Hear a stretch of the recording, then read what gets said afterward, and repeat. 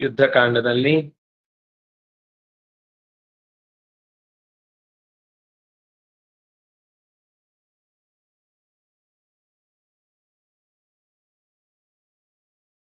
ಅಲ್ಲೇ ಸೈಡ್ ಅಲ್ಲಿ ಇದೆಯಲ್ಲ, ಇಲ್ವಾ? 13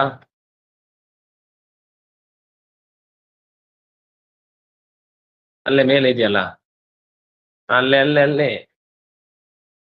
ಹಾ ಸರ್ 13 ಸರ್ 13 ರೀ. ಅದೇ ಸರಿ. 13ರಲ್ಲಿ 76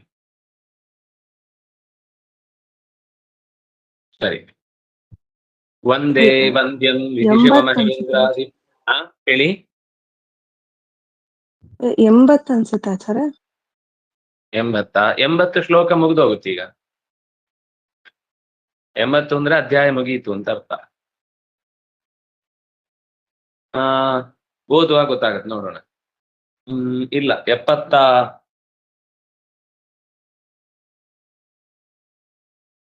73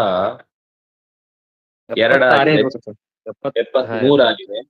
74ನೇದಾಗ್ಬೇಕು.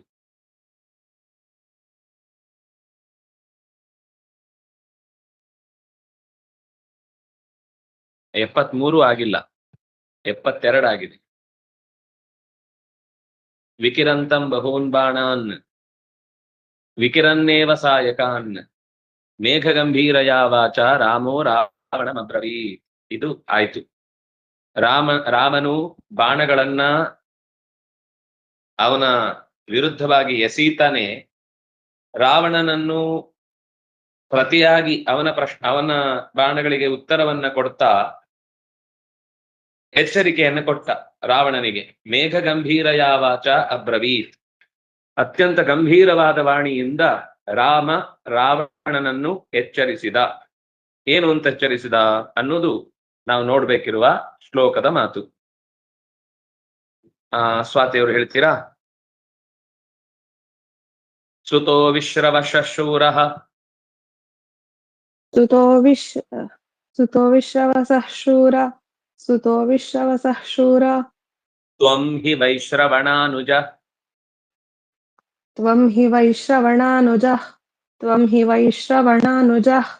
ಜಿತವಾನ್ ಕಿಲ ದಿಕ್ಚಕ್ರಂ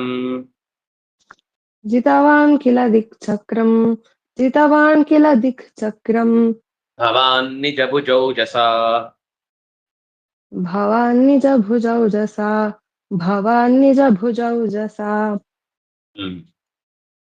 ವಿಶ್ರವಸಃ ಸುತಃ ತ್ವಂ ಶೂರಃ.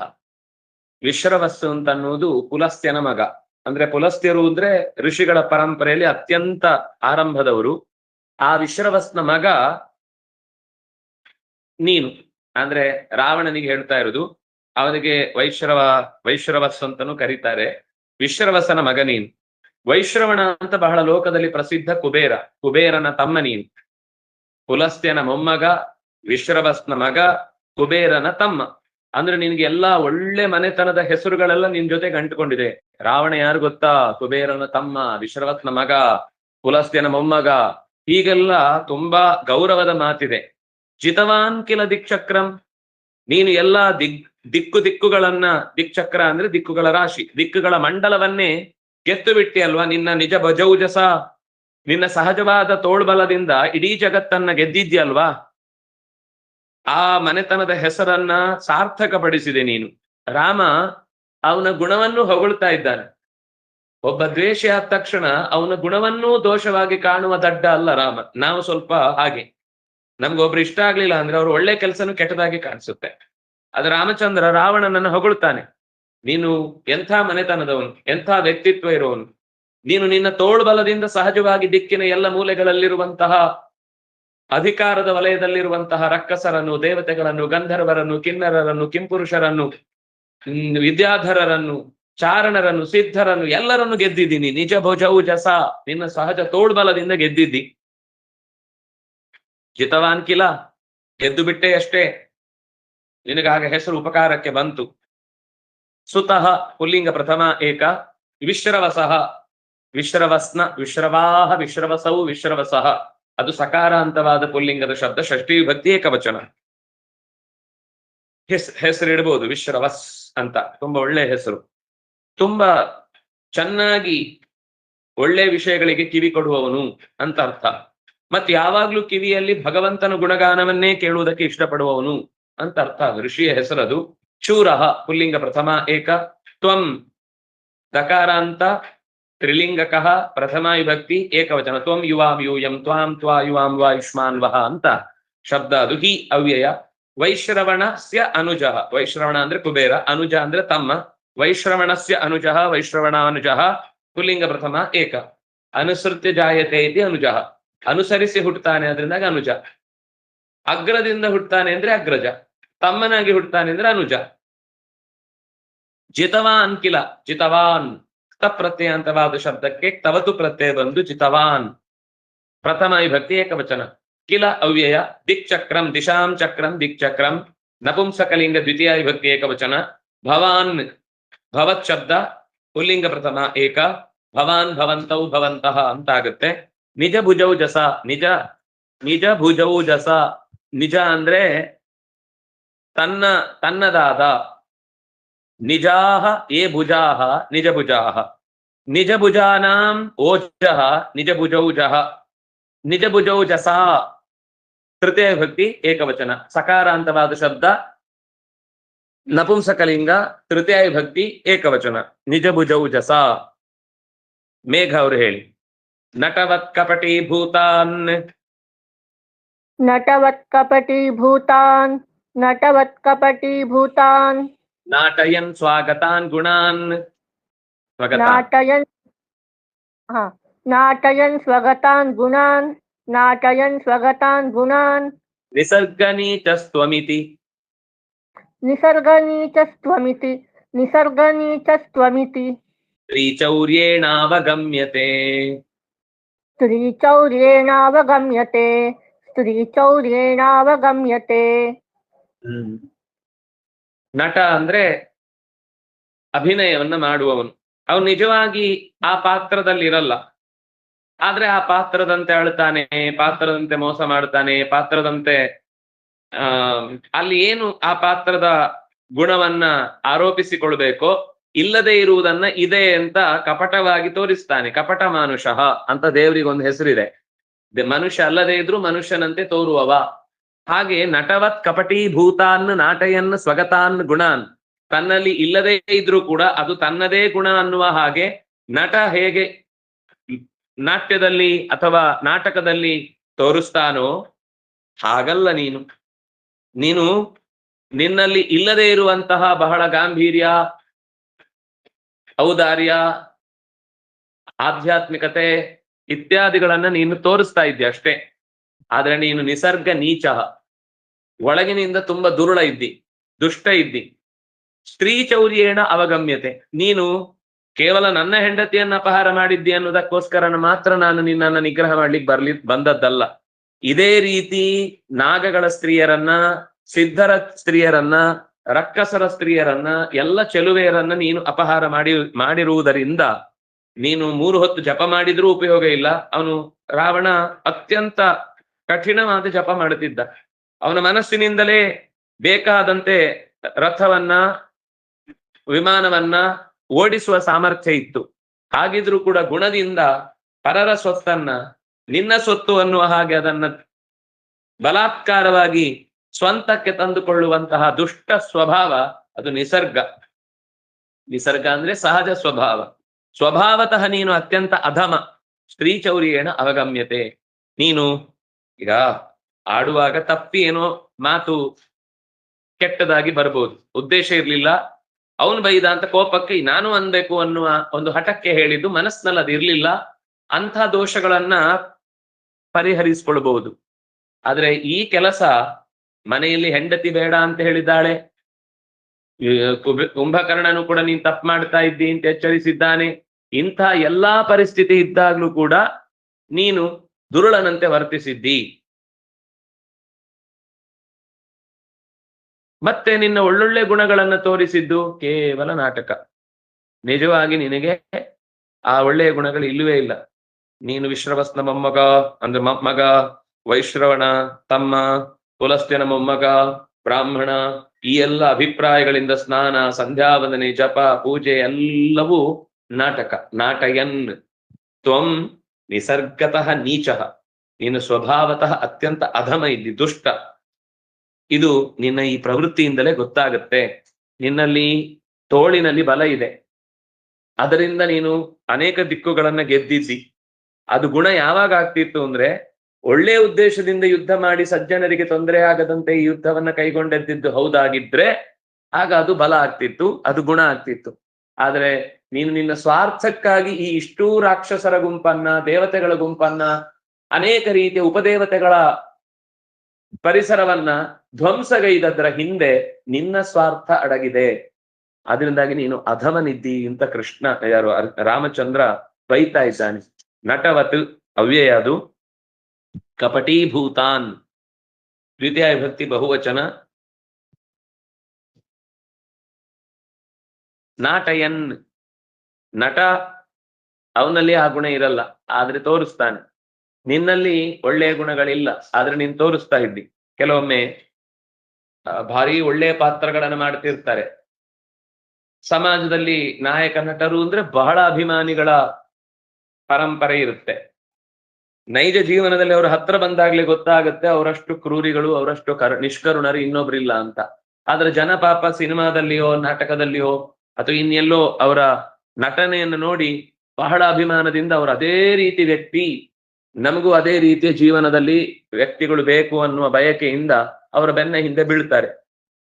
ಏನೇನೋ ಆಗುತ್ತೆ ಕೆಲವೊಮ್ಮೆ ಜೀವನದಲ್ಲಂತೂ. ಇಂತಹ ದುರವಸ್ಥೆಗಳನ್ನೆಲ್ಲ ಅನೇಕ ಬಾರಿ ಅನೇಕರು ಅನುಭವಿಸಿದ್ದನ್ನ ನಾವು ಕೇಳ್ತೇವೆ.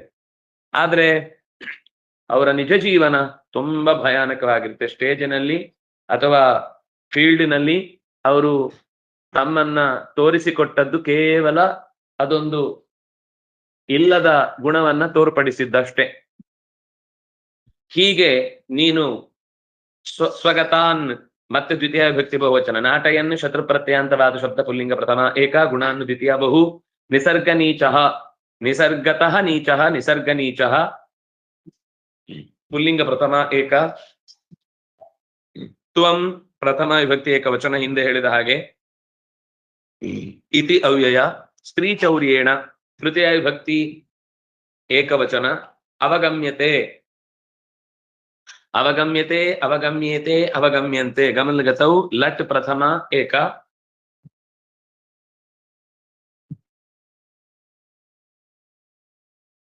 ಮುಂದಿನ ಶ್ಲೋಕ.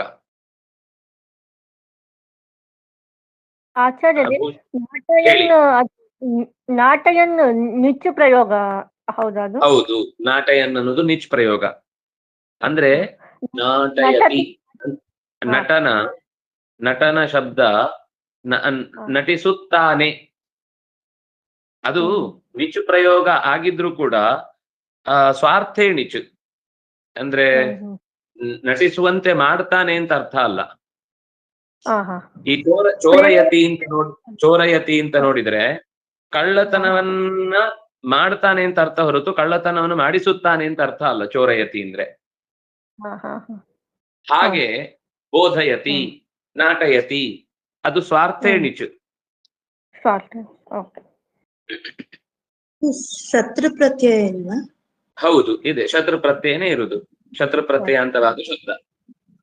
ಇಲ್ಲಿ ಅವಗಮ್ಯತೆ ಬಂದಿರೋದ್ರಿಂದ ಕರ್ಮಣಿ ಪ್ರಯೋಗ ಆಗುತ್ತೆ. ಹೌದು, ಅವಗಮ್ಯತೆ ಅನ್ನೋದು ಕರ್ಮಣಿ ಪ್ರಯೋಗ. ಗಚ್ಚತಿ ಅನ್ನೋದು ಗಮ್ಯತೆ ಆಗುತ್ತೆ. ಸ್ತ್ರೀ ಚೌರ್ಯೇನ ಅಂತ ತೃತೀಯ ಬಂದದ್ರಿಂದ ಅವಗಮ್ಯತೆ ಅಂತ ಕರ್ಮಣಿ ಪ್ರಯೋಗ ಆಯ್ತು. ಸ್ತ್ರೀ ಚೌರ್ಯದಿಂದ ತಿಳಿಯಲ್ಪಟ್ಟಿತು. ಅವಗಮ್ಯತೆ ಹಂಗರ್ಥ ಆಗುತ್ತಾ? ಸ್ತ್ರೀ ಚೌರ್ಯೇಣ ಅವಗಮ್ಯತೆ. ನಿನ್ನ ಸ್ತ್ರೀ ಚೌರ್ಯದ ಸ್ವಭಾವದಿಂದ ನೀನು ದುರುಳ ಅಂತ ಗೊತ್ತಾಗಿದೆ, ತಿಳಿಯಲ್ಪಡುತ್ತದೆ. ಏನು ಅಂತ ತಿಳಿಯಲ್ಪಡುತ್ತದೆ? ನಿಸರ್ಗ ನೀಚಃ ತ್ವಂ ನಿಸರ್ಗ ನೀಚಃ ಇತಿ ಸ್ತ್ರೀ ಚೌರ್ಯೇಣ ಅವಗಮ್ಯತೆ.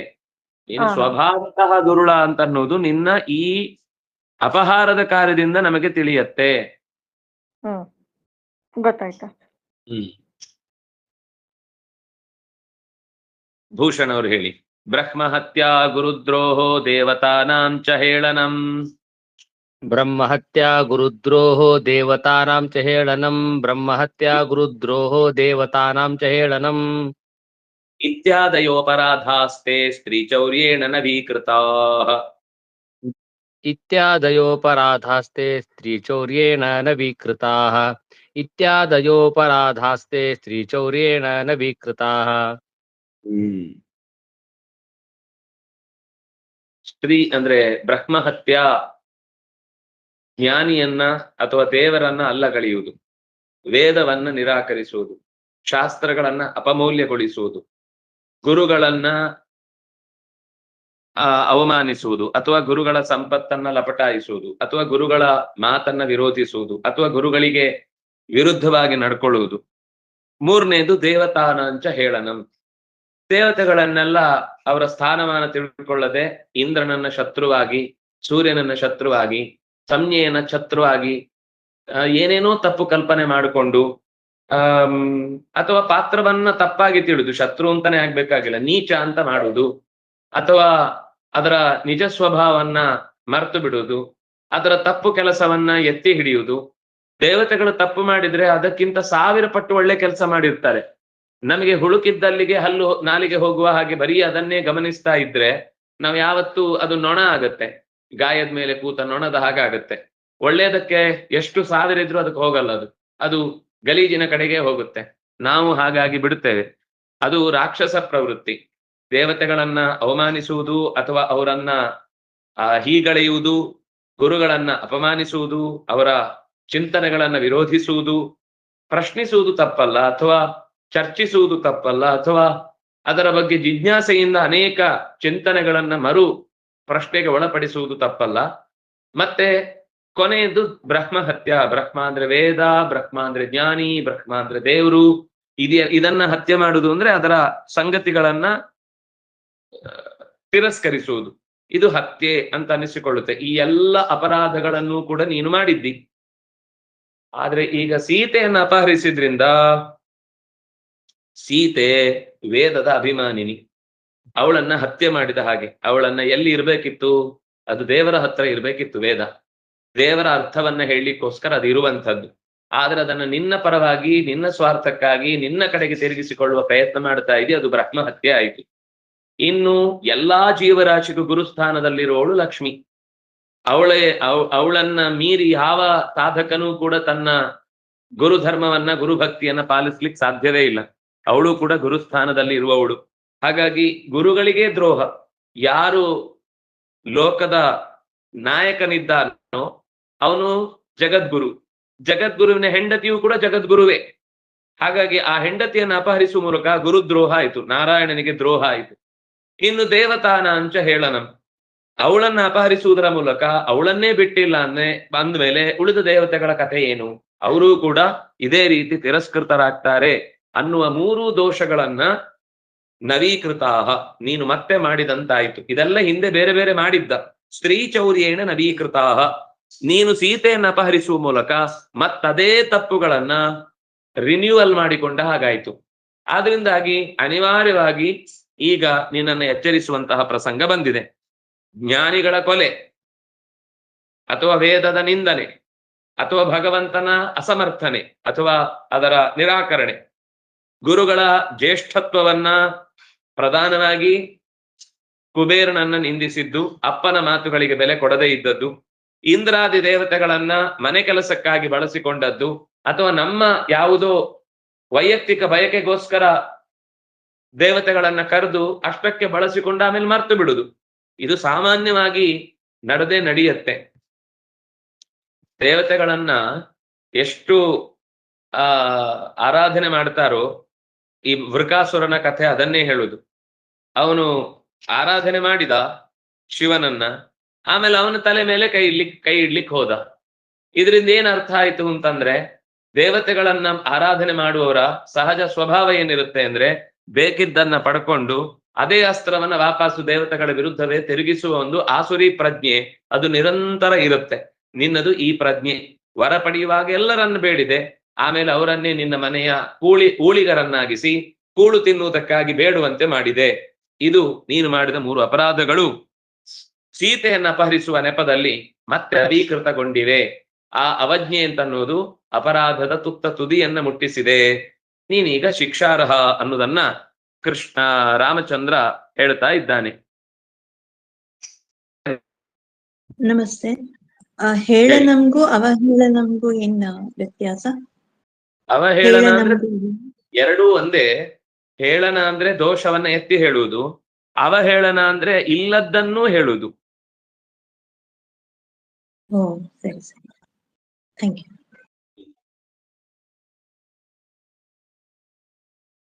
ಬ್ರಹ್ಮಹತ್ಯಾ, ಬ್ರಹ್ಮಣ ಬ್ರಹ್ಮಣಃ ಹತ್ಯಾ, ಬ್ರಹ್ಮಣಾಂ ಹತ್ಯಾ, ಎರಡು ಬ್ರಾಹ್ಮಣಾನಾಂ ಹತ್ಯಾ ಎಲ್ಲವೂ ಆಗುತ್ತೆ. ಸ್ತ್ರೀಲಿಂಗ ಪ್ರಥಮ ವಿಭಕ್ತಿ ಏಕವಚನ. ಗುರುಣಾಂ ದ್ರೋಹ, ಗುರೋಹ ದ್ರೋಹ ಪುಲ್ಲಿಂಗ ಪ್ರಥಮ ಏಕ. ದೇವತಾನಾಂ ಆಕಾರಾಂತ ಸ್ತ್ರೀಲಿಂಗ ಷಷ್ಠಿ ವಿಭಕ್ತಿ ಬಹುವಚನ. ಹೇಳನಂ ಅವಮಾನನಂ ನಪುಂಸಕಲಿಂಗ ಪ್ರಥಮ ವಿಭಕ್ತಿ ಏಕವಚನ ಲ್ಯುಟ್ ಪ್ರತ್ಯಯಂತವಾದ ಶಬ್ದ.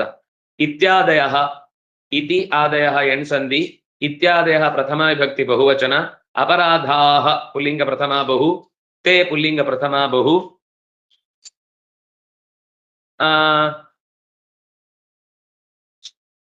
ಎಲ್ಲ ಅದರಲ್ಲಿರುವ ಇನ್ನೆರಡು ಸಂಧಿಗಳು ಏನು ಅಂದ್ರೆ ಇತ್ಯಾದಯೋಪರಾಧಾಹ ಅಲ್ಲಿ ಪೂರ್ವರೂಪ ಸಂಧಿ, ಅಪರಾಧಾಹತೆ ಅಪರಾಧಾಸ್ತೆ ಸಕಾರಾದೇಶ ವಿಸರ್ಗ ಸಂಧಿ. ಸ್ತ್ರೀ ಚೌರ್ಯೇಣ, ಸ್ತ್ರೀಣಾಂ ಚೌರ್ಯಂ ಸ್ತ್ರೀ ಚೌರ್ಯಂ ತೇನ ತೃತೀಯ ವಿಭಕ್ತಿ ಏಕವಚನ. ನವೀಕೃತಾಹ ತಕ್ ಪ್ರತ್ಯಯಾಂತ ಶಬ್ದ ಪುಲ್ಲಿಂಗ ಪ್ರಥಮ ವಿಭಕ್ತಿ ಬಹುವಚನ. ನವೀಕೃತಾಹ. ಉಷಾ ಅವರು ಹೇಳಿ. ಧಾರಯಿಷ್ಯಾಮಿ ಹೃದಯಂ, ಧಾರಯಿಷ್ಯಾಮಿ ಹೃದಯಂ, ಧಾರಯಿಷ್ಯಾಮಿ ಹೃದಯಂ.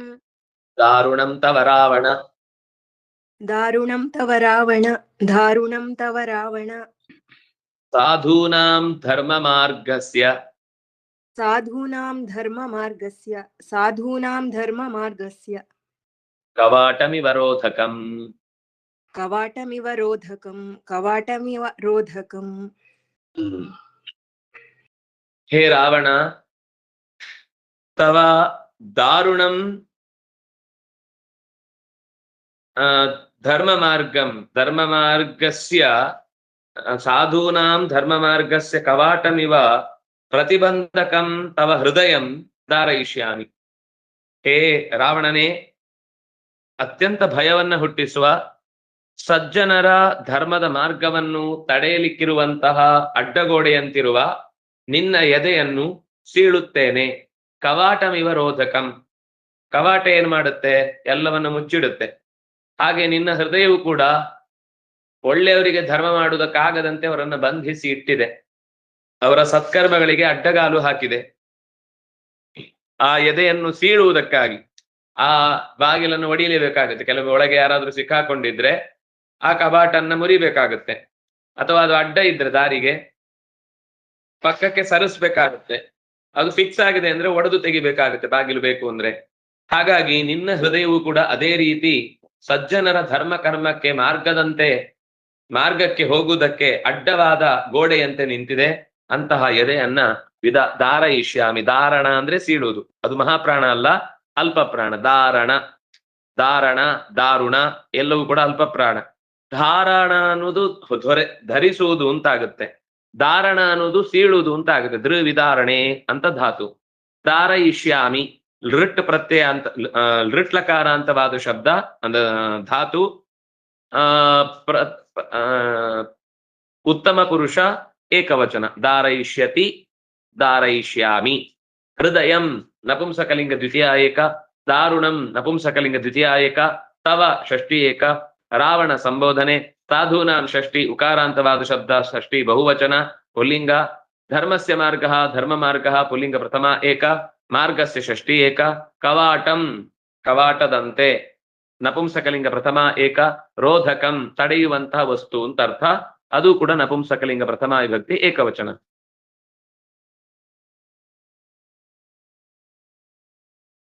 ಚೈತನ್ಯ ಅವರು ಹೇಳಿ. ಮುನಿಮಾಂಸೇನ ಪುಷ್ಟಸ್ಯ,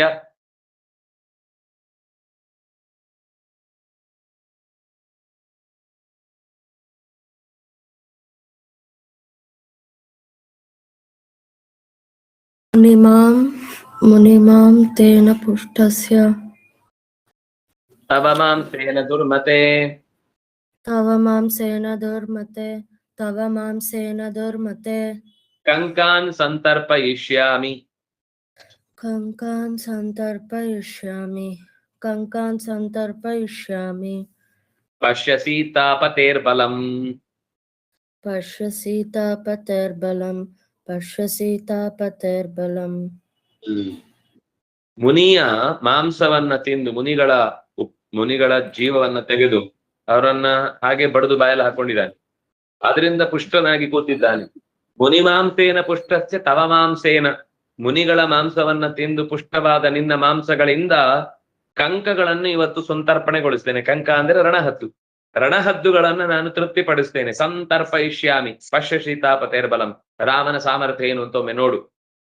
ನಾವು ಈ ಡೈಲಾಗ್ ಹೊಡಿತಾ ಇರ್ತೇವೆ, ನನ್ನ ತಾಕತ್ತೇನು ಅಂತ ನೋಡು ಅಂತ. ಅದು ರಾಮಾಯಣದಲ್ಲಿಯೂ ಅಂತಹ ಪ್ರಯೋಗಗಳಿವೆ. ಪಶ್ಯ ಸೀತಾಪತೇರ್ಬಲಂ, ಸೀತಾಪತಿಯ ಸಾಮರ್ಥ್ಯ ಏನು ಅಂತ ನೋಡಿಯೇ ಬಿಡು. ನಿನ್ನ ಕಣ್ಣ ಮುಂದೆನೆ ನಿನ್ನ ಶರೀರವನ್ನ ಒಂದು ತುಂಡು ತುಂಡಾಗಿ ಶರಣಹದ್ದುಗಳಿಗೆ ಉಣಬಡಿಸ್ತೇನೆ, ಅವುಗಳಿಗೆ ತಿನ್ಲಿಕ್ಕೆ ಬೇಕಾಗುವ ಆಹಾರದ ಪರ್ವತವನ್ನೇ ಸೃಷ್ಟಿಸ್ತೇನೆ ಅಂತ ರಾಮಚಂದ್ರ ಅವನ ಎದೆಗೆ ಬಾಣ ಬಿಡುವ ಮುನ್ನ ಎಚ್ಚರಿಕೆ ಕೊಟ್ಟು, ಈಗಲಾದ್ರೂ ತಗ್ಗಿದ್ರೆ ಬಗ್ಗಿದ್ರೆ ಅಕಸ್ಮಾತ್ ಶರಣಾದ್ರೆ ಬಿಟ್ಟು ಬಿಡೋಣ ಅಂತ ಅಂದುಕೊಂಡು ಹೇಳ್ತಾ ಇದ್ದಾನೆ. ಎಚ್ಚರಿಕೆ ಕೊಡದೆ ಯಾವತ್ತು ನಮ್ಮಲ್ಲಿ ಕೆಲಸ ಮಾಡೋ ಕಾರ್ಯಕ್ರಮವೇ ಇಲ್ಲ. ಏನ್ ಮಾಡಿದ್ರು ಅದನ್ನ ಎಚ್ಚರಿಕೆ ಕೊಟ್ಟೇ ಕೆಲಸ ಮಾಡುದು. ಆ ರೀತಿ ಎಚ್ಚರಿಕೆಯನ್ನ ಕೊಡ್ತಾನೆ. ಮುನಿಗಳ ಮಾಂಸದಿಂದ ಕೊಬ್ಬಿರುವ ಶರೀರವನ್ನು ಕತ್ತರಿಸಿ ರಣಹದ್ದುಗಳಿಗೆ ತೃಪ್ತಿಪಡಿಸಿ ರಾಮಚಂದ್ರನ ಬಲ ಏನು ಅಂತ ತೋರಿಸ್ತೇನೆ ಅಂತ ಹೇಳ್ತಾ ಇದ್ದಾನೆ. ಮುನೀನಾಂ ಮಾಂಸಃ ಮುನಿಮಾಂಸಃ ಮಾಂಸಂ ಮುನೀನಾಂ ಮಾಂಸಂ ತೃತೀಯ ಮುನಿಮಾಂಸೇನ, ತೃತೀಯ ವಿಭಕ್ತಿ ಏಕವಚನ. ಪುಷ್ಟಸ್ಯ ಷಷ್ಠಿ ಏಕ, ತವ ಷಷ್ಠಿ ಏಕ, ಮಾಂಸೇನ ತೃತೀಯ ಏಕ, ದುರ್ಮತೆ ದುರ್ಮತಿ ಶಬ್ದ ಸಂಬೋಧನಾ ಪ್ರಥಮ, ದುರ್ಮತೆ ಎಲೈ ದುಷ್ಟನೇ, ಕಂಕಾನ್ ರಣಹದ್ದು ಅಂತ ಅರ್ಥ, ದ್ವಿತೀಯ ವಿಭಕ್ತಿ ಬಹುವಚನ ಅಕಾರ ಅಂತ. ಸಂತರ್ಪಯಿಷ್ಯಾಮಿ ತೃಪು ಪ್ರೀಣನೆ ಅಂತ ಧಾತು, ಅದರ ಲೃಟ್ಲಕಾರ ಉತ್ತಮ ಪುರುಷ ಏಕವಚನ. ಸಂತರ್ಪಯಿಷ್ಯಾಮಿ ಸಂತರ್ಪಯಿಷ್ಯತಿ ಸಂತರ್ಪಯಿಷ್ಯಾಮಿ. ಪಶ್ಯ ಲೋಟ್ ಮಧ್ಯಮ ಏಕ, ಸೀತಾಪತೇಃ ಬಲಂ ಸೀತಾಪತೇರ್ ಬಲಂ, ರೇಫಾದೇಶ ವಿಸರ್ಗ ಸಂಧಿ. ಸೀತಾಯಾಹ ಪತಿಃ ಷಷ್ಠಿ ಭಕ್ತಿ ಏಕವಚನ, ಸೀತಾಪತೇಃ ಬಲಂ ಬಲವನ್ನು ದ್ವಿತೀಯ ಭಕ್ತಿ ಏಕವಚನ.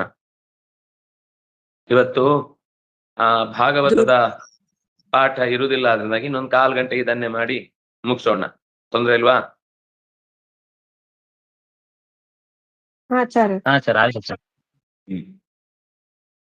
ಒಂದು ಪ್ರಶ್ನೆ, ಹೇಳಿ.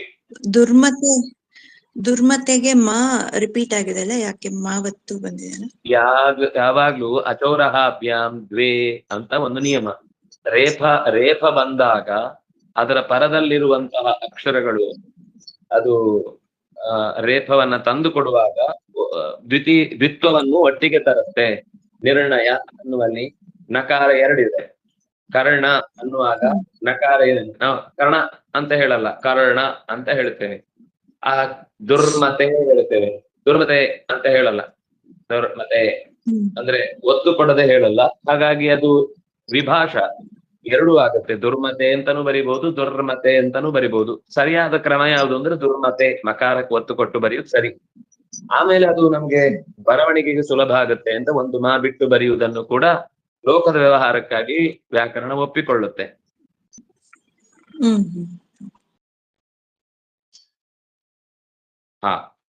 ಸುಪ್ರಿಯಾ ಅವರು ಹೇಳಿ. ಮುನಿಮಾಂಸೇ ತುಂಬಾ ಕಡೆ ಬರುತ್ತಲ್ಲ ಆಚಾರ್ಯ? ತುಂಬಾ ಕಡೆ ಬರುತ್ತೆ. ನೀವು ಮುಂದೆ ಮಾರ್ಗಸ್ಯ ಹಿಂದಿನ ಶ್ಲೋಕದಲ್ಲಿ ಇತ್ತು. ಸಾಧೂನಾಂ ಧರ್ಮ ಮಾರ್ಗಸ್ಯ ಕವಾಟಮಿವ ರೋಧಕಂ ಅನ್ನುವಲ್ಲಿ ಧರ್ಮ ಮಾರ್ಗಸ್ಯ, ಧರ್ಮ ಮಾರ್ಗ 2 ಕಡೆಯಲ್ಲಿ ಒತ್ತಕ್ಷರ 2 ಇದೆ, ದ್ವಿತ್ವ ಬಂದಿದ್ದು ಕಾಣುತ್ತೆ.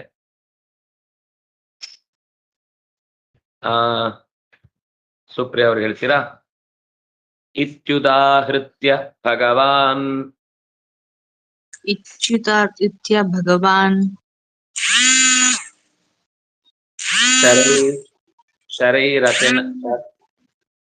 ಶರೈರಶನಿ ಸನ್ನಿಭೈಃ ಶರೈರಶನಿ ಶರೈರಶನಿಸನ್ನಿಭೈಃ ರಸನಿಭೈ ರಾಘವೋ ರಾವಣಸ್ಯಾಂಗಂ ರಾಘವೋ ರಾವಣಸ್ಯಾಂಗ್ಯಂ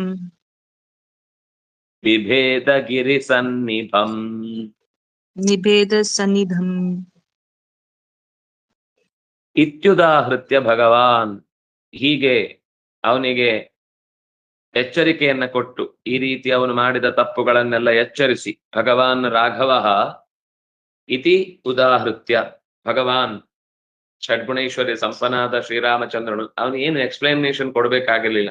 ನಾನು ಯಾಕೆ ಕೊಲ್ತಾ ಇದ್ದೇನೆ ಅಂದ್ರೆ ನೀನು ಈ ತಪ್ಪೆಲ್ಲ ಮಾಡಿದ್ದಿ, ಅದಕ್ಕೋಸ್ಕರ ನಾನು ನಿನ್ನ ಇದಕ್ಕೆ ಗುರಿ ಇಟ್ಟು ಹೊಡಿತಾ ಇದ್ದೇನೆ ಹೇಳ್ಬೇಕಾಗಿಲ್ಲ. ಆದ್ರೆ ಲೋಕದ ಒಂದು ಕ್ರಮ ಅದು, ಶಿಕ್ಷಿಸುವಾಗ ಯಾಕೆ ಶಿಕ್ಷೆ ಕೊಡ್ತಾ ಇದ್ದೇನೆ ಅನ್ನೋದನ್ನ ಒಬ್ಬ ರಾಜನಾಗಿ ಅವನಿಗೆ ತಪ್ಪಿನ ಅರಿವುಂಟಾಗುವುದಕ್ಕೋಸ್ಕರ ತಿಳಿ ಹೇಳಬೇಕಿತ್ತು, ಹೇಳಿದ. ಇತ್ಯುದಾಹೃತ್ಯ, ಈ ರೀತಿ ಎಚ್ಚರಿಸಿ, ಅಶನಿ ಸನ್ನಿಭೈಹಿ ಶರೈಹಿ, ಅಶನಿ ಅಂದ್ರೆ ವಜ್ರ, ವಜ್ರಾಯುಧದಷ್ಟು ತೀಕ್ಷ್ಣವಾದ ಬಾಣಗಳಿಂದ, ಸನ್ನಿಭ ಅಂದ್ರೆ ಅದರಂತಿರುವ,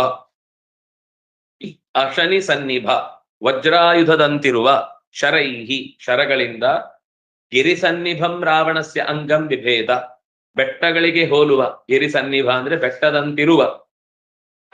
ಈ ಬೆಟ್ಟಗಳಿಗೆ ಸಾಮಾನ್ಯ ಪುಡಿಗಟ್ಲಿಕ್ಕೆ ವಜ್ರವನ್ನ ಇಂದ್ರ ಬಳಸ್ತಿದ್ದ.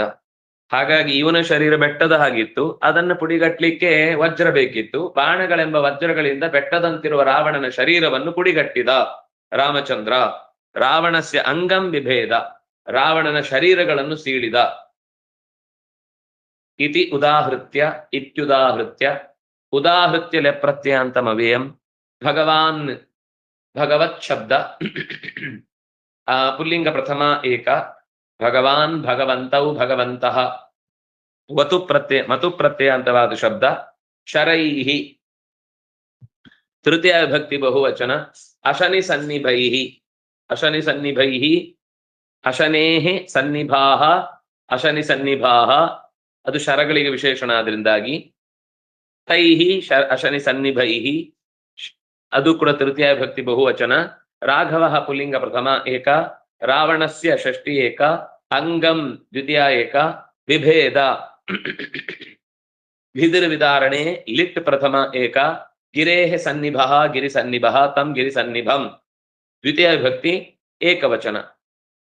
ಗಿರೇಃ ಸನ್ನಿಭಂ, ಗಿರೇಃ ಸನ್ನಿಭಂ ಗಿರಿ ಸನ್ನಿಭಂ ತತ್ ದ್ವಿತೀಯ ವಿಭಕ್ತಿ ಏಕವಚನ, ನಪುಂಸಕಲಿಂಗ ಗಿರಿ ಸನ್ನಿಭಂ.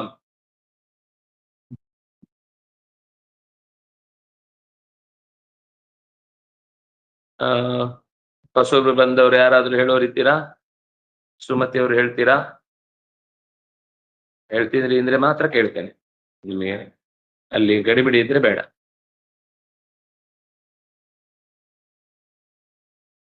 ದೀಪ ಅವ್ರು ಹೇಳಿ.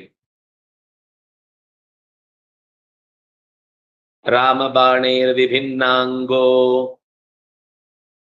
ರಾಮಬಾಣೇನ ವಿಭಿನ್ನಾಂಗೋ, ರಾಮಬಾಣೇನ ವಿಭಿನ್ನಾಂಗೋ, ರಾವಣೋ ವಿಶ್ವರಾವಣ, ರಾವಣೋ ವಿಶ್ವರಾವಣ, ರಾವಣೋ ವಿಶ್ವರಾವಣ, ಸ್ರಸ್ತಗಾತ್ರೋ ವಿವೃತ್ತಾಕ್ಷೋ, ಶಸ್ತ್ರಗಾತ್ರೋ ನಿವೃತ್ತಾಕ್ಷೋ, ಶಸ್ತ್ರಗಾಸ್ತ್ರೋ ನಿವೃತ್ತಾಕ್ಷೋ, ಸ್ರಸ್ತಗಾತ್ರೋ, ಶಸ್ತ್ರಗಾತ್ರೋ ನಿವೃತ್ತಾಸ್ತೋ, ಮುಹೂರ್ತಂ ಮೂರ್ಛಿತೋಪತತ್, ಮುಹೂರ್ತಂ ಮೂರ್ಛಿತೋ ಪತತ್, ಮುಹೂರ್ತೋ ಮೂರ್ಛಿತಂ ಪತತ್.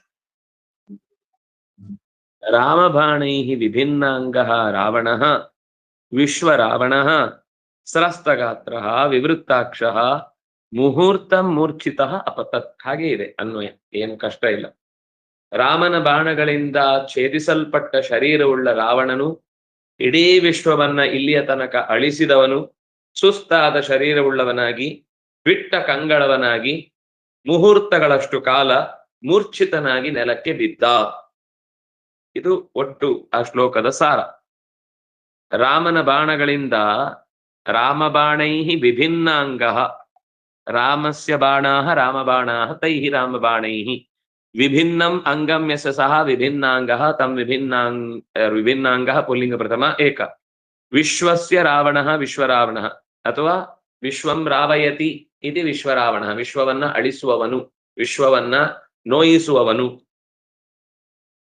ರೈ ಶಬ್ದೆ ಅಂತ ಧಾತು, ಅಳುವಂತೆ ಮಾಡುವವನು ಅಂತ ಅರ್ಥ. ವಿಶ್ವರಾವಣಃ ವಿಶ್ವಂ ರಾವಯತಿ, ಪುಲ್ಲಿಂಗ ಪ್ರಥಮ ಏಕ, ವಿಶ್ವರಾವಣಃ ರಾವಣಃ. ಸ್ರಸ್ತಗಾತ್ರ, ಗಾತ್ರವನ್ನ ಅಂದ್ರೆ ಗಾತ್ರ ಅಂದ್ರೆ ಶರೀರ, ಶರೀರವನ್ನ ಗಾಯಗೊಳಿಸಿ ಸಿಕ್ಕಾಪಟ್ಟೆ ಸುಸ್ತಾಗುವಾಗ ಮಾಡಿದಾನೆ, ನೋವಿನಿಂದ ಬಳಲುವಂತೆ ಮಾಡಿದಾನೆ. ಸ್ರಸ್ತ ಅಂದ್ರೆ ಉದ್ವೇಗಕ್ಕೊಳಗಾಗುವಾಗ ಮಾಡುದು, ನೋವಾಗಿ ಕಂಗಾಲಾಗಿ ಏನ್ ಮಾಡ್ಬೇಕು ಅಂತ ತಿಳಿಯದಂತೆ ಮಾಡುದು, ಉದ್ವೇಜಿತವಾದ ಗಾತ್ರ ಉಳ್ಳವ ಅಂತ ಅರ್ಥ. ಸ್ರಸ್ತಂ ಗಾತ್ರಂ ಯಸ್ಯ ಸಹ ಸ್ರಸ್ತಗಾತ್ರ ವಿವೃತ್ತಾಕ್ಷ, ಬೋಳೆ ಕಣ್ಣು ಬಿಟ್ಟು ಕಣ್ಣು ಹೊರಗೆ ಬಿಡುದು ಅಂತ ಹೇಳ್ತೇವಲ್ಲ ಹಾಗೆ. ವಿವೃತ್ತಾನಿ ಅಕ್ಷೀಣಿಯಸ್ಯ ಸಹ ವಿವೃತ್ತಾಕ್ಷ. ಪುಲ್ಲಿಂಗ ಪ್ರಥಮ ಏಕ. ಮುಹೂರ್ತಂ, ಒಂದು ಮುಹೂರ್ತದಷ್ಟು ಕಾಲ, ಅದು ಮುಹೂರ್ತ ಕಾಲ ಅಂತ ಅದನ್ನ ಕರೀತಾರೆ. ದ್ವಿತೀಯ ವಿಭಕ್ತಿ ಏಕವಚನ, ಮುಹೂರ್ತ ಮುಹೂರ್ತಂ, ಮುಹೂರ್ತದಷ್ಟನ್ನು. ಮೂರ್ಛಿತ, ಮೂರ್ಛಿತನಾಗಿ ಕಳೆದ, ಮೂರ್ಛಿತನಾಗಿ ಬಿದ್ದ. ಮೂರ್ಛಿತ ತಪ್ರತ್ಯಯ ಅಂತವಾದ ಶಬ್ದ, ಪುಲ್ಲಿಂಗ ಪ್ರಥಮ ಏಕ. ಅಪತತ್ ಪತಲಿಗತೌ ಲಂಗ್ ಪ್ರಥಮ ಏಕ, ಪತತಿ ಅಪತತ್. ದಿವಸಕ್ಕೆ ಒಂದು ಧಾತುವನ್ನಾದ್ರೂ ಕೂಡ, ಧಾತುವಿನ ಪುಸ್ತಕವನ್ನು ನೋಡಿಯೋ ಅಥವಾ ಅದಕ್ಕೆ ಬೇಕಾದಷ್ಟು ಆ್ಯಪ್ಗಳಿವೆ, ಒಂದ್ಸರ್ತಿ ಗುಂಪಲ್ಲಿ ಒಂದು ಧಾತುವಿನ 10 ರೂಪಗಳನ್ನ ಬರೆದು ಹಾಕ್ಲಿಕ್ಕೆ ಪ್ರಯತ್ನ ಮಾಡಿ. ನೋಡಿಯೇ ಬರೀರಿ. ಅಂದ್ರೆ ಪತತಿ, ಪಪಾತ, ಪತಿತ, ಪತಿಷ್ಯತಿ, ಅಪತತ್, ಪತೇತ್. ಈ 10 ಲಕಾರಗಳ ಮೊದಲ ಸಾಲನ್ನ ಒಂದು ವಾರ ಮಾತ್ರ, ಈಗ ಒಂದು ವಾರ, ಅದು ಒಂದು ವಾರ. ಮತ್ತೆ ಶಬ್ದಗಳನ್ನು ನೋಡೋಣ. ಅಕಾರಾಂತವಾದ ಶಬ್ದ, ಆ ಪದಗಳನ್ನು ಗುರುತಿಸುವುದು. ರಾಮ ಅನ್ನೋದು ಅಕಾರಾಂತವಾದ ಶಬ್ದ, ಪುಲ್ಲಿಂಗ. ಬಾಣ ಪುಲ್ಲಿಂಗ. ಗಾತ್ರಂ ನಪುಂಸಕಲಿಂಗ. ಹೀಗೆ ಒಂದು ಶ್ಲೋಕದ ವಿವರಣೆ, ಬರೀ ಪದಗಳ ಸ್ವರೂಪ ಮಾತ್ರ, ಅದು ಯಾವ ವಿಭಕ್ತಿ ವಚನ ಅಷ್ಟೇ, ಅಷ್ಟನ್ನೇ ಹೇಳುದು. ಒಬ್ಬೊಬ್ರು ಒಂದೊಂದು ಶ್ಲೋಕ, 5-6 ಶ್ಲೋಕ ಆಗಿದ್ರೆ ಯಾವ್ದಾದ್ರೂ ಒಬ್ಬೊಬ್ರು ಒಂದೊಂದು ಶ್ಲೋಕವನ್ನ ಆರಿಸಿಕೊಂಡು ಅದನ್ನ ಬರೆಯುವುದು ಅಭ್ಯಾಸ ಮಾಡಿ. ಆಗ ತನ್ನಿಂದ ತಾನೇ ನಿಮ್ಗೆ ಸಂಸ್ಕೃತವೂ ಬರುತ್ತೆ ಅಭ್ಯಾಸ ಮಾಡಿದ್ರೆ. ಯಾಕೆಂದ್ರೆ ಅಲ್ಲೇ ಇರುತ್ತೆ, ನಿಮ್ಗೆ ಹುಡುಕ್ಬೇಕಾಗಿ ಏನಿಲ್ಲ. ಹೇಗ್ ಗೊತ್ತಾಗುತ್ತೆ ಅಂತ ಟೆನ್ಷನ್ ಮಾಡ್ಲಿಕ್ಕಿಲ್ಲ, ಅಲ್ಲೇ ಸಾಮಾನ್ಯ ಅದರದ್ದು ಹಾಕಿರ್ತಾರೆ. ಅಥವಾ ನಾನು ಹೇಳುವಾಗ ಅದನ್ನೊಂದು ನಿಮಗೆ ಗಮನದಲ್ಲಿ ಇರುತ್ತೆ, ಅದನ್ನು ಇನ್ನೊಂದ್ ಸರ್ತಿ ಕೇಳಿ ಬರೆದ್ರು ತೊಂದ್ರೆ ಇಲ್ಲ. ಅದು ಅಭ್ಯಾಸ ಮಾಡದೆ ಹೋದ್ರೆ ನಾವು ಕಿವಿಯಲ್ಲಿ ಹಾಕೊಂಡಿದ್ದು ಗಾಳಿಯಲ್ಲಿ ಹೋಗ್ತಾ ಇರುತ್ತೆ. ಪಾಠ ಇಷ್ಟು ಕಲ್ತ್ರು ಸಂಸ್ಕೃತ ಯಾಕೆ ಬರಲ್ಲ ಅಂದ್ರೆ ಅದು ನಾವು ಅಭ್ಯಾಸ ಮಾಡ್ತಾ ಇಲ್ಲ. ನಮ್ಗೆ ಸಂಸ್ಕೃತ ಬರಲ್ಲ, ನಾವು ಸಂಸ್ಕೃತ ಕಲೀಲಿಲ್ಲ, ನಮ್ಗೆ ಸಂಸ್ಕೃತ ಕಲಿಸ್ಲಿಲ್ಲ ಅಂತ ಎಲ್ಲ ನಮ್ಮ ಅಕಸ್ಮಾತ್ ಒಳಗಿನಿಂದ ಬೇಸರ ಗೋಳಿದ್ರೆ ಅದಕ್ಕೆ ಕಾರಣ, ಅದಕ್ಕೆ ಸಂಬಂಧಪಟ್ಟ ಹಾಗೆ ಸ್ವಲ್ಪ ಆದ್ರೂ ನಾವು ಅಭ್ಯಾಸ ಮಾಡ್ಬೇಕು. ರಾಮ ಅನ್ನುವ ಶಬ್ದದ ಬೇಡ, ನಮ್ಗೆ ಹೆಚ್ಚು ಗೊತ್ತಿಲ್ಲ ಅಂದ್ರೆ ಒಂದೇ ಶಬ್ದ ಮಾಡಿ, ನಾನು 10 ಶಬ್ದ ಮಾಡಿ ಅಂತ ಹೇಳಲ್ಲ. ಒಂದೇ ಧಾತು, ಒಂದೇ ಶಬ್ದ, ಒಂದು ಶಬ್ದವನ್ನ ಗಟ್ಟಿ ಮಾಡುದು. ಅದಕ್ಕೆ ಬೇಕಾದಷ್ಟು ಗೊತ್ತಾಗ್ಲಿಲ್ಲ ಅಂದ್ರೆ ಯಾರೋ ಒಬ್ಬರನ್ನ ಕೇಳಿದ್ರೆ ಅವ್ರು ಒಂದ್ ಸರ್ತಿ ಅದನ್ನ ಹಾಕಿದ್ರೆ ಅವ್ರು ಬರ್ದಿದ್ದನ್ನೇ ನೋಡಿ ಇನ್ನೊಮ್ಮೆ ಬರೀರಿ. ನಿರಂತರ ಅದನ್ನ ಬರ್ದು ಅಭ್ಯಾಸ ಆಗುವಷ್ಟರಲ್ಲಿ ಅಕಾರಾಂತವಾದ ಶಬ್ದ ಯಾವುದು, ಈಕಾರಾಂತವಾದ ಶಬ್ದ ಯಾವುದು ಅಂತ ಗೊತ್ತಾಗುತ್ತೆ. ಗೊತ್ತಾದ್ರೆ ಅದರ ಮುಂದಿನ ವಿವರ ಕೊಡೋದು ಸುಲಭ ಆಗುತ್ತೆ. ಇಷ್ಟು ನಾವು ಸ್ವಲ್ಪ ಪ್ರಾಕ್ಟೀಸ್ ಮಾಡ್ಬೇಕಾದದ್ದನ್ನ ಗೊತ್ತೇ ಆಗ್ಲಿಲ್ಲ ಅಂತ ಇಟ್ಕೊಳ್ಳಿ, ಅಲ್ಲೇನಿದೆಯೋ ಅದನ್ನೇ ನೋಡಿ ಅರ್ಥ ಮಾಡ್ಕೊಳ್ಳಿ. ತಾತ್ಪರ್ಯ ಬರೀರಿ, ಗೊತ್ತೇ ಆಗ್ಲಿಲ್ಲ ತಾತ್ಪರ್ಯ ಬರೀರಿ. ಗೊತ್ತಾಯ್ತು, ಯಾವುದೋ ಗೊತ್ತಾಯ್ತು, ಬರೀ ಅವ್ಯಯ ಗೊತ್ತಾಯ್ತು, ಬರೀ ಶಬ್ದ ಗೊತ್ತಾಯ್ತು, ಬರೀ ಧಾತು ಗೊತ್ತಾಯ್ತು, ಏನು ಗೊತ್ತಾಗ್ಲಿಲ್ಲ ಅಂತಿಲ್ಲಲ್ಲ. ಯಾಕಂದ್ರೆ ನಾವು ಕೇಳ್ತಾ ಇರೋದು ಗೊತ್ತಾಗ್ಲಿಕ್ಕೋಸ್ಕರ. ಏನ್ ಗೊತ್ತಾಯ್ತೋ ಅದು ತಾತ್ಪರ್ಯ ಇರ್ಬೋದು, ಅನ್ವಯ ಇರ್ಬೋದು, ಅರ್ಥ ಇರ್ಬೋದು, ಪದಗಳಿರ್ಬೋದು, ಧಾತುಗಳಿರ್ಬೋದು, ಅವ್ಯಯಗಳಿರ್ಬೋದು. ಯಾವುದೋ ಒಂದನ್ನ ದಿನಕ್ಕೆ ಇಷ್ಟನ್ನ ಬರೀತೇನೆ, 5 ನಿಮಿಷ ಸಾಕು. ಇದಕ್ಕೆ ಹೆಚ್ಚು ಸಮಯ ಏನ್ ಕೊಡ್ಬೇಕಾಗಿಲ್ಲ. 5 ನಿಮಿಷದಲ್ಲಿ ಎಷ್ಟಾಗುತ್ತೋ ಅಷ್ಟೇ ಬರೀರಿ. 2 ಪದ ಬರ್ದು ತೊಂದ್ರೆ ಇಲ್ಲ. ಬರ್ದು ಅದನ್ನ ಗ್ರೂಪ್ ಅಲ್ಲಿ ಹಾಕಿ, ಎಲ್ರೂ ಅದನ್ನ ಅಭ್ಯಾಸ ಮಾಡಿ. ಆವಾಗ ನಮಗೆ ಸ್ವಲ್ಪ ಆದ್ರೂ ಬೆಳವಣಿಗೆ ಆಗುತ್ತೆ. ಇಲ್ಲ ಅಂದ್ರೆ ಇಷ್ಟು ಮುಗಿತಾ ಬಂತು, ಯುದ್ಧಕಾಂಡ ಮುಗಿದ್ರೆ ಇನ್ನು ಉತ್ತರಕಾಂಡ ಸ್ವಲ್ಪ ಇರುತ್ತೆ. ಅದು ಮುಗಿದ್ರೂ ನಮಗೆ ರಾಮಾಯಣ, ಅದರಲ್ಲೂ ಸಂಗ್ರಹ ರಾಮಾಯಣ ನಮಗೆ ಸಂಸ್ಕೃತ ಕಲೀಲಿಕ್ಕೆ ಇರುವ ಅತ್ಯಂತ ಉತ್ತಮವಾದ ಟೆಕ್ಸ್ಟ್. ಇಲ್ಲಿ ಎಷ್ಟು ಅಪರೂಪದ ಶಬ್ದಗಳು ಬಂತು ಅದೆಲ್ಲವನ್ನು ನಾವು ನೆನ್ಪಿಟ್ಕೊಳ್ಳಿಕ್ ಆಗದೇ ಇರಬಹುದು. ಆದ್ರೆ ಕನಿಷ್ಠ ಪಕ್ಷ ಶ್ಲೋಕ ಓದಿದ್ರೆ ಅರ್ಥ ಆಗ. ನೀವು ಪಾಠ ಮಾಡ್ಲಿಕ್ಕೆ ಆಗುವಷ್ಟು ನಾನು ಹೇಳಲ್ಲ. ಈ ಶ್ಲೋಕ ಓದಿದ್ರೆ ಇದು ಏನು, ಈ ಶ್ಲೋಕದ ಒಟ್ಟು ಭಾವ ಏನು, ಇದರ ತಾತ್ಪರ್ಯ ಏನು, ಇದು ಏನು ಹೇಳಿಕ್ ಹೊರಟಿದೆ. ಯಾರಾದ್ರೂ ತಪ್ಪರ್ಥ ಹೇಳಿದ್ರೆ ಅವಾಗ ತಪ್ಪು, ಇದು ಸರಿಯಲ್ಲ ಅಂತ ಹೇಳಿಕ್ಕಾಗುವಷ್ಟಾದ್ರೂ ನಾವು ಕಲಿಯುವಾಗ ಆಗ್ಬೇಕು. ಆಚಾರ್ಯರೇ, ಒಂದು ವಿಶ್ವಂ ರಾವಯತಿ ಅಂತಂದ್ರೆ ಉಪಪದ ತತ್ಪುರುಷ ಆಗ್ತದೋ ಬಹುರ್ವಿಹಿ ಆಗುತ್ತೋ ಅಲ್ಲಿ? ಬಹುವ್ರೀಹಿ ಆಗುದಿಲ್ಲ, ಉಪಪದ ಸಮಾಸ ಆಗುತ್ತೆ. ಧಾತುವನ್ನ ಶಬ್ದ ಮಾಡಿದ್ದು. ರಾವಯತಿ ಇತಿ ರಾವಣ. ಯಸ್ಯ ಸಹ, ಯಸ್ಮಾತ್ ಸಹ, ಯಸ್ಮಿನ್ ಸಹ ಅಂತ ಹಾಗೆ ತೃತೀಯ ಪದದ ಅಪೇಕ್ಷೆ ಬಂದಾಗ ಅದು ಬಹುವ್ರೀಹಿ ಆಗುತ್ತೆ. ಅಂದ್ರೆ ಅಲ್ಲಿಯೂ ಎರಡೂ ಪದಗಳಿಗಿಂತ ಬೇರೆಯಾದ ಒಂದು ವಸ್ತುವನ್ನ ನಾವು ಹೇಳ್ತಾ ಇದ್ದೇವೆ ಅಂದ್ರೆ ಆವಾಗ ಅದು ಬಹುವ್ರೀಹಿ ಆಗತ್ತೆ. ಗೊತ್ತಾಯ್ತು. ಈಗ ಸ್ರಸ್ತಂ ಗಾತ್ರಂ ಯಸ್ಯ ಸಹ, ಯಾರ ಗಾತ್ರವು ಸ್ರಸ್ತವಾಯಿತೋ ಅವನು, ಅಲ್ಲಿ ಬಹುವ್ರೀಹಿ ಅಲ್ಲಿ ಬಹುವ್ರೀಹಿ ಆಯ್ತು. ಸರಿ.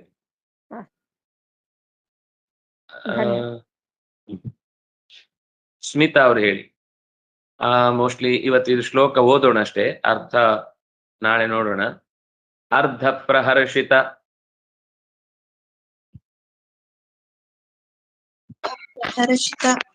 ಅರ್ಧ ಪ್ರಹರ್ಷಿತ ಸುರಾಂಬುರುಹಸ್ತ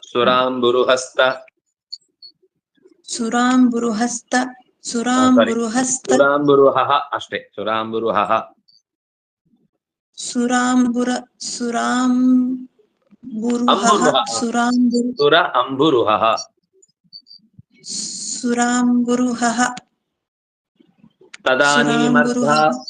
ತದಾನೀಮರ್ಧಾವಮೀಲಿತ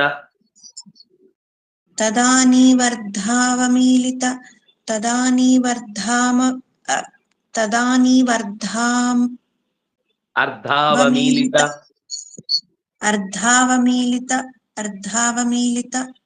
ಸುರೇತರ ಕೈರವೋಯಂ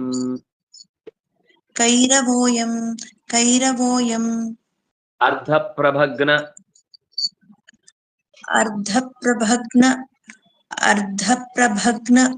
ದಶವಕ್ತ್ರತಮಾಃ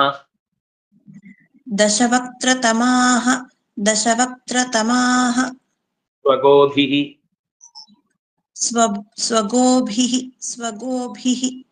ಅರ್ಧೋದಿತೋ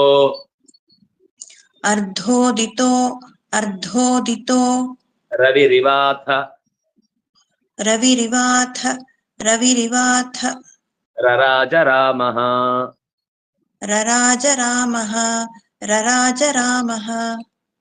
ರಾಮಚಂದ್ರ ಮೆರೆದ, ರಾವಣನನ್ನ